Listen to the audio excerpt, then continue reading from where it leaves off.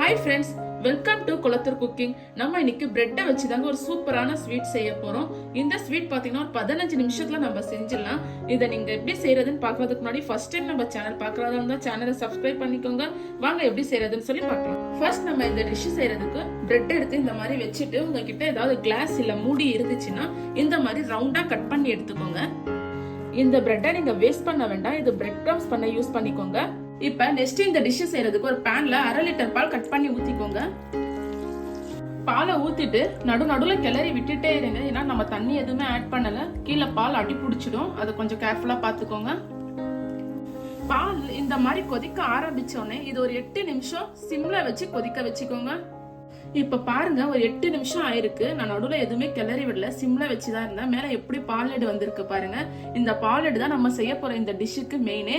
இதை லைட்டா இந்த மாதிரி கிளறி விட்டுக்கோங்க. சைட்ல இருக்கிறதெல்லாம் எடுத்து உள்ள போட்டு நல்லா பால் கூட மிக்ஸ் பண்ணி கலந்துக்கோங்க. இந்த மாதிரி அந்த மலை எல்லாமே பால் கூட நல்லா மிக்ஸ் பண்ணி கலந்து விட்டுக்கோங்க. இப்ப இந்த மாதிரி நல்லா கலந்து விட்டதுக்கு அப்புறமா ஒரு 10 பாதாம் இந்த மாதிரி கட் பண்ணி எடுத்துக்கோங்க.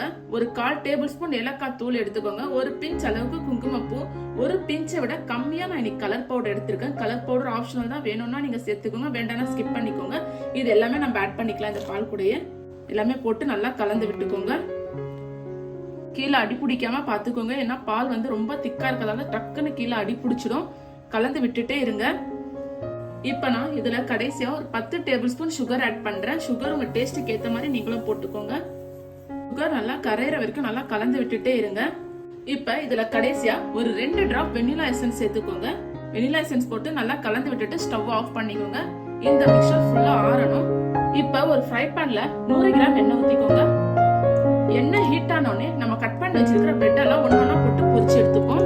மீடியம் ஃப்ளேம்லயே பொரிச்சு எடுத்துக்கோங்க. நீங்க ஹை ஃப்ளேம் வச்சீங்க அப்படின்னா மேல சீக்கிரமா ப்ரௌன் ஆயிடும், கருகிடும். பிரெட் கருகிச்சுன்னா அப்புறம் இந்த டிஷ் நல்லா இருக்காது. நல்லா 2 சைடுமே திருப்பி விட்டு ஃப்ரை பண்ணிக்கோங்க. பாருங்க இந்த அளவுக்கு ப்ரௌன் ஆயிடுச்சுன்னா போதும். இப்போ நம்ம இது ஒரு பிளேட்ல ட்ரான்ஸ்ஃபர் பண்ணிப்போம். இதே மாதிரி எல்லாத்தையும் போட்டு பொரிச்சு எடுத்துப்போம். இப்ப நம்ம ஃப்ரை பண்ணி வச்சிருக்கிற பிரெட் எல்லாமே ஒண்ணா இந்த மாதிரி வச்சுக்கோங்க.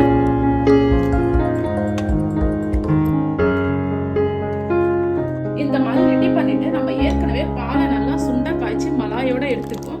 இதை வந்து இந்த பிரெட் மேல நம்ம போட்டுக்கலாம். பாருங்க எவ்வளவு மலாயோட இருக்குன்னு.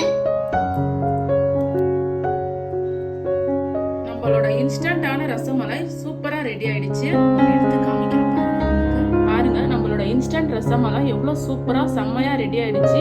நீங்களும் இதே மாதிரி உங்க வீட்டுல இருக்கிறவங்க எல்லாருக்கும் செஞ்சு கொடுங்க. குட்டி பசங்க செஞ்சு கொடுங்க, ரொம்பவே விரும்பி சாப்பிடுவாங்க. நீங்க செஞ்சு பார்த்துட்டு எப்படி வந்துச்சுன்னு சொல்லி கமெண்ட்ல சொல்லுங்க. மறக்காம நம்ம சேனலை சப்ஸ்கிரைப் பண்ணிடுங்க. தேங்க்யூ.